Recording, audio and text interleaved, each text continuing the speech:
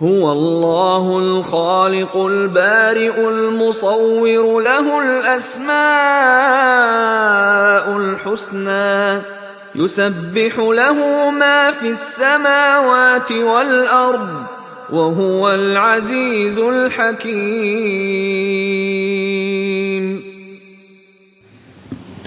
إن الحمد لله نحمده ونستعينه ونستغفره ونعوذ بالله من شرور أنفسنا ومن سيئات أعمالنا من يهده الله فلا مضل له ومن يضلل فلا هادي له أشهد أن لا إله إلا الله وحده لا شريك له وأشهد أن محمدا عبده ورسوله صلى الله عليه وعلى آله وأصحابه ومن تبعهم بإحسان إلى يوم الدين فإن أصدق الحديث كتاب الله وخير الهدي هدي محمد صلى الله عليه وسلم وشر الأمور محدثاتها فإن كل محدثة بدعة وكل بدعة ضلالة وكل ضلالة في النار. قال الله تعالى في كتابه الكريم يا أيها الذين آمنوا اتقوا الله حق تقاته ولا تموتن إلا وأنتم مسلمون. وقال تعالى يا أيها الناس اتقوا ربكم الذي خلقكم من نفس واحدة وخلق منها زوجها وبث منهما رجالا كثيرا ونساء واتقوا الله الذي تساءلون به والأرحام إن الله كان عليكم رقيبا. Hadirin salat Jumat yang dimuliakan Allah, ketahuilah bahwa perintah terbesar yang Allah wajibkan atas setiap hamba adalah agar mereka senantiasa bertakwa kepadanya. Allah Subhanahu wa taala berfirman, "Wa laqad wassayna alladhina utul kitaba min qablikum wa iyyakum an ittaqullah." Sungguh telah kami wasiatkan kepada orang-orang yang datang sebelum kalian dari kalangan ahli kitab, dan juga kami wasiatkan kepada kalian agar senantiasa bertakwa kepada Allah. Hadirin salat Jumat yang dimuliakan Allah, ketahuilah bahwa kehormatan kaum muslimin, harta kaum muslimin, darah kaum muslimin adalah haram untuk dicoreng oleh muslim yang lain. Dalam sebuah hadis Nabi sallallahu alaihi wasallam mengatakan pada saat beliau berkhutbah di haji wada', haji terakhir yang beliau lakukan, beliau sallallahu alaihi wasallam mengatakan, "Inna dima'akum wa amwalakum wa a'radakum haramun alaikum kahurmati yaumikum hadha fi syahrikum hadha fi baladikum hadha." Sesungguhnya darah kalian, harta kalian, kehormatan kalian semuanya haram atas sesama kalian sebagaimana haramnya hari ini, bulan ini, dan tanah kalian ini. Sehingga seorang muslim diharamkan oleh Allah Subhanahu wa taala untuk menzalimi muslim yang lain. Allah Subhanahu wa taala mengatakan dalam hadis qudsi, "Ya ibadi inni haramtu adh-dhulma ala nafsi wa ja'altuhu muharraman bainakum fala tadhalamu." Wahai hamba-hambaku, sesungguhnya aku telah mengharamkan kezaliman atas diriku dan aku haramkan juga kezaliman atas sesama kalian, maka janganlah kalian saling menzalimi. Kezaliman adalah dosa yang sangat berbahaya. Akan tapi sangat disayangkan bahwa sebagian dari kaum muslimin tidak menggubris perkara kezaliman, sehingga mereka tidak peduli dengan hak orang lain, sampai-sampai dia rela untuk menzalimi orang lain dengan mengambil hartanya, mencoreng kehormatannya, menjatuhkan nama baiknya. Sehingga jangan sampai kita berpikir untuk berbuat zalim, apalagi kita sampai melakukannya kepada sesama kaum muslimin. Pada kesempatan kali ini khatib akan menyebutkan tentang beberapa akibat buruk dari kezaliman yang dilakukan oleh seseorang kepada orang lain. Harapannya adalah bahwa khutbah ini menyadarkan kita jika selama ini kita terjerumus ke dalam kezaliman. Dan jika alhamdulillah Allah telah menyelamatkan kita dari kezaliman, setidaknya ini menjadi pengingat agar kita senantiasa istiqamah untuk tidak menjatuhkan orang lain dan berbuat zalim kepada mereka. Akibat buruk dari kezaliman yang pertama adalah mendapatkan laknat dari Allah Subhanahu wa taala. Laknat, kata para ulama, artinya adalah dijauhkan dari rahmat Allah Subhanahu wa taala. Ketika seseorang dilaknat oleh Allah, berarti dia akan dijauhi dari kebahagiaan hidup, dia akan dijauhi dari keberkahan hidup, dia akan dijauhi dari kesenangan di dalam rumah tangganya. Dan Allah subhanahu wa ta'ala akan menjauhkan orang tersebut dari surganya. Karena hakikat dari rahmat Allah yang paling besar adalah surganya. Sehingga orang yang terlaknat akan dijauhi dari surganya Allah subhanahu wa ta'ala. Ini adalah akibat dari orang yang berbuat zalim. Dalil yang menjelaskan tentang hal ini adalah surat Ghafir ayat 52. Allah subhanahu wa ta'ala berfirman, Yawma la yanfa'u adh-dhalimina ma'dziratuhum walahumul la'natu walahum su'ud dar. Hari itu adalah hari yang tidak berguna. Orang-orang zalim permintaan maaf mereka, dan bagi mereka lah laknat, dan bagi mereka tempat tinggal yang buruk. Kemudian akibat buruk yang kedua dari kezaliman adalah bahwa orang yang melakukan kezaliman, dia tidak akan mendapatkan cahaya di hari kiamat kelak. Dalam sebuah hadis Nabi sallallahu alaihi wasallam mengatakan, "Az-zulmu dzulumatun yaumal qiyamah." Kezaliman adalah kegelapan di hari kiamat kelak. Kemudian akibat buruk yang ketiga bagi orang yang berbuat zalim adalah bahwa orang yang menzalimi orang lain, merendahkan orang lain, mengambil harta orang lain, mencoreng nama baik orang lain, maka dia terancam dengan doa orang yang dia zalimi. Nabi Muhammad sallallahu alaihi wasallam berwasiat kepada seorang sahabat Mu'adz bin Jabal. Beliau mengatakan, wattaqi da'watal mazlum, berhati-hatilah terhadap doa orang yang dizalimi. Mengapa demikian? Kata Nabi SAW, fa'innahu laysa bainaha wa bainallahi hijab. Karena doa orang yang terzalimi tidak ada penghalang antara dirinya dengan Allah subhanahu wa ta'ala. Sehingga waspadalah pada saat kita zalim kepada orang lain. Kita merendahkan orang tersebut, kemudian dia mengangkat tangannya, mendoakan keburukan bagi kita, maka Allah akan menjawab doa tersebut. Bahkan Ibnu Qayyim al-Jauziyah rahimahullah, beliau menjelaskan, doa orang yang dizalimi akan dikabulkan oleh Allah subhanahu wa ta'ala walaupun orang tersebut adalah orang kafir. Bayangkan.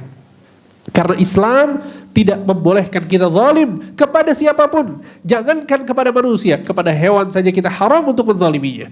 Maka begitu juga dengan orang yang kafir. Walaupun berbeda agama, walaupun berbeda keyakinan, akan tapi kita tidak boleh menzaliminya.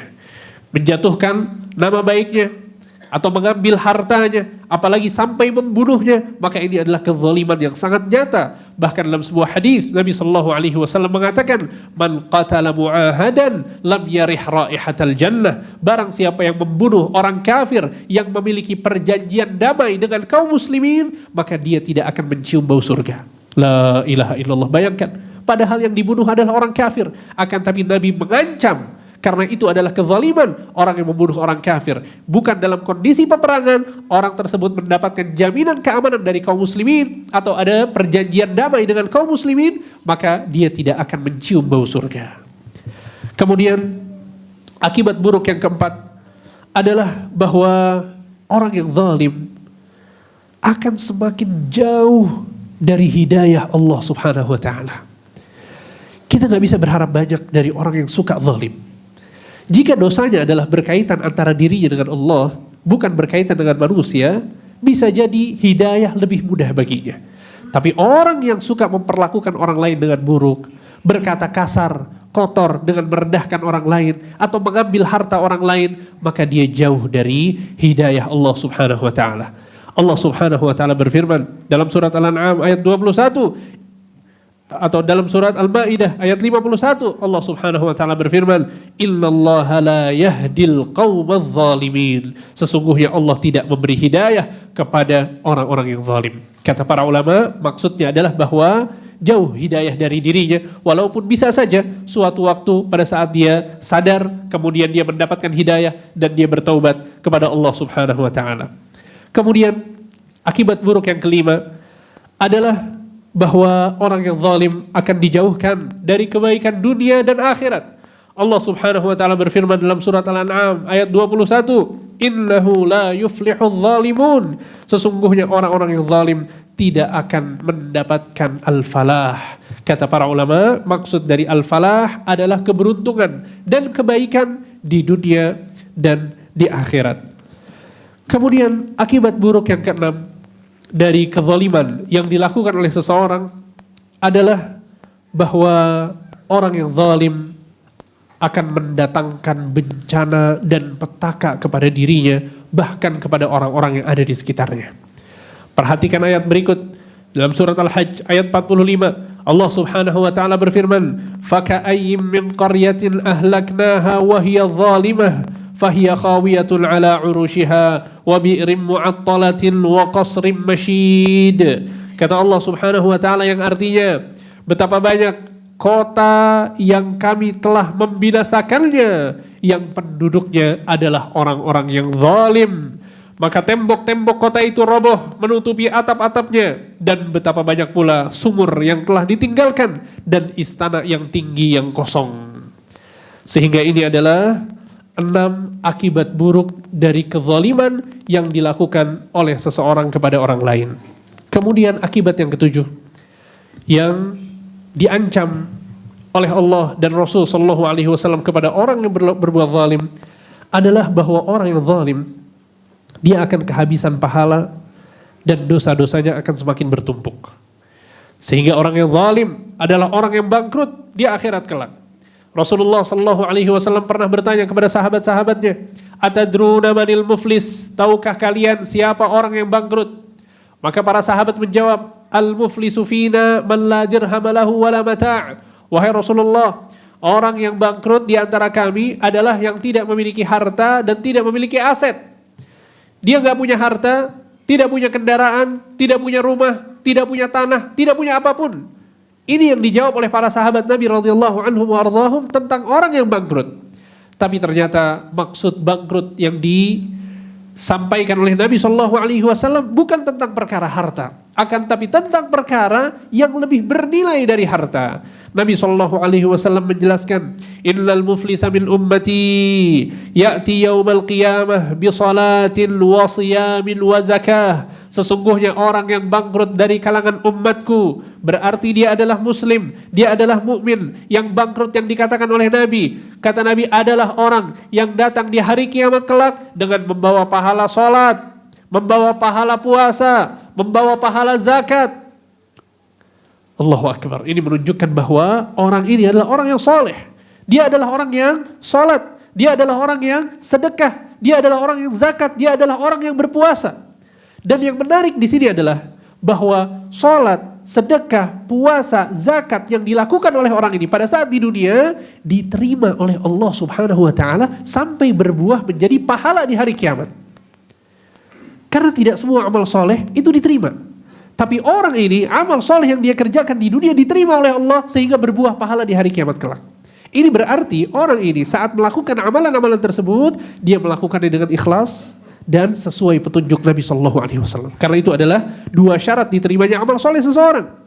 Lihat betapa hebatnya orang ini sehingga dia bisa merubah amal solehnya menjadi pahala di hari kiamat kelak.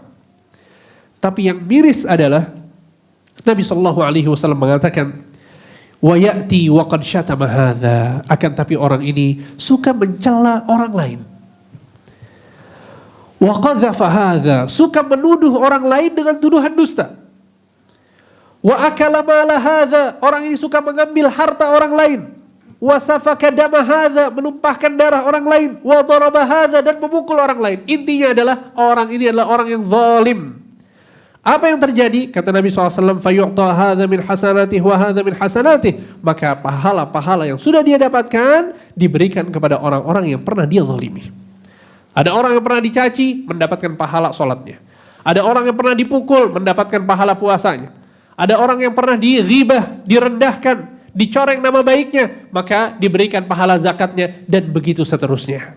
Kemudian kata Nabi sallallahu alaihi wasallam, "Fa in faniyat hasanatuh qabla an yuqdha ma alaih." Kalau seandainya pahalanya sudah habis, padahal kezalimannya belum selesai, ukhidha min khatayahum faturihat alaih, maka diambil dosa-dosa dari orang yang dia zalimi dan dipindahkan kepada orang yang zalim ini. Tsumma turiha finnar, pahalanya habis, dosanya semakin banyak. Akhirnya alih-alih masuk surga malah dilempar oleh Allah Subhanahu wa taala ke dalam neraka jahanam. Barakallahu li wa lakum fil Qur'anil azim wa nafa'ani wa iyyakum bima fihi minal ayati wadh dzikril hakim. Aqulu qawli hadza wa astaghfirullah li wa lakum wa li sa'iril muslimina min kulli dhanb fastaghfiruhu innahu huwal ghafurur rahim. Alhamdulillah wassalatu wassalamu ala Rasulillah wa ala alihi wa ashabihi wa mawalah. Wala haula wala quwwata illa billah, amma ba'd. Hadirin salat Jumat yang dimuliakan Allah, pada khutbah yang pertama tadi khatib telah menyebutkan 7 akibat buruk dari kezaliman yang dilakukan oleh seseorang yang disebutkan oleh Allah dalam Al-Quran dan disebutkan oleh Nabi SAW dalam hadis-hadisnya.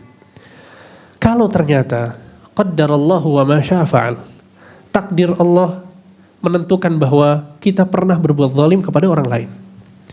Apakah kita pernah mengambil harta orang lain? Atau harta milik perusahaan kita ambil? Sebagian orang membuat laporan keuangan palsu. Dikatakan bahwa perusahaan harus mengeluarkan uang sekian untuk membayar ini dan itu, padahal masuk ke kantongnya. Sebagian lagi mengambil harta milik rakyat, korupsi. Atau dia pernah memukul orang lain. Atau dia pernah mencaci maki, merendahkan orang lain. Atau dia pernah melakukan ghibah kepada orang lain, menjatuhkan harkat dan martabat orang lain. Kalau itu terjadi pada kita, apa yang harus kita lakukan? Rasulullah SAW memberikan kepada kita solusi yang harus kita lakukan, dan saya berharap jika ada kezaliman di dalam diri kita setelah sholat Jumat, kita berusaha untuk menyelesaikannya sebagaimana yang diarahkan oleh Nabi SAW. Perhatikan hadis Nabi SAW ini baik-baik. Nabi SAW mengatakan dalam hadis yang sahih diriwayatkan oleh Imam Bukhari, "Man kanat lahu mazlamatun li akhihi min 'irdihi aw syai'in falyatahallalhu minhu al-yawm qabla an la yakuna dinarun wala dirham." Kata Nabi SAW, barang siapa yang pernah berbuat zalim kepada saudaranya, baik dalam kehormatannya, harta atau yang lainnya, maka hendaklah dia meminta maaf kepada orang tersebut hari ini. Meminta kehalalannya sebelum datangnya hari yang tidak bermanfaat lagi dinar dan dirham. Ini nasihat Nabi kepada orang-orang yang pernah berbuat zalim. Hari ini juga minta kehalalannya. Hari ini juga minta maaf. Hari ini juga minta untuk diikhlaskan. Kenapa demikian? Kata Nabi, nanti di hari kiamat, dinar dan dirham, rupiah, dolar, emas, aset, harta yang kita miliki tidak lagi bermanfaat sama sekali. Kita gak bisa bernegosiasi dengan orang yang kita zalimi dengan harta yang kita miliki, gak bisa. Kenapa? Karena posisinya sudah di hari kiamat. Kalau masih di dunia, kita masih bisa bernego. Kita minta maaf, dia tidak memaafkan, kita tawarkan ganti atas kezaliman yang kita lakukan. Kalau harta pernah kita ambil, kita tawarkan penggantian dari harta yang pernah kita ambil tersebut.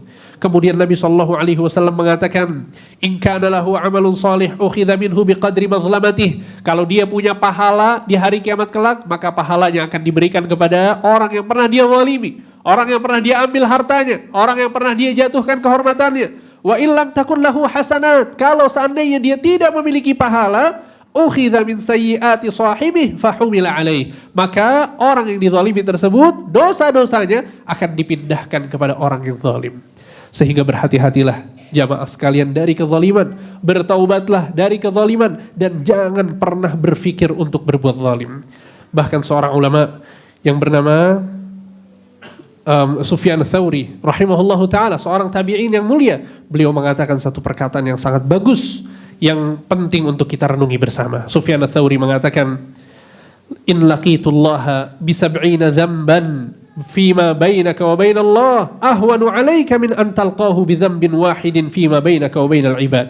Sungguh engkau bertemu dengan Allah membawa 70 dosa antara engkau dengan Allah, itu lebih ringan daripada engkau bertemu dengan Allah membawa 1 dosa antara dirimu dengan manusia yang lain. Inna Allaha wa malaikatahu yusalluna 'alan nabi ya ayyuhalladzina amanu sallu 'alaihi wa tasallimu taslima. Allahumma salli 'ala Muhammad wa 'ala ali Muhammad kama sallaita 'ala Ibrahim wa 'ala ali Ibrahim innaka Hamidum Majid. Allahumma barik 'ala Muhammad wa 'ala ali Muhammad kama barakta 'ala Ibrahim wa 'ala ali Ibrahim innaka Hamidum Majid. Allahumma ighfir lil muslimina wal muslimat wal mu'minina wal mu'minat al-ahya'a minhum wal amwat innaka sami'un qaribun mujibud da'awat. ربنا اغفر لنا ولإخواننا الذين سبقونا بالإيمان ولا تجعل في قلوبنا غلا للذين آمنوا ربنا إنك رؤوف رحيم. ربنا انصر إخواننا المسلمين في فلسطين.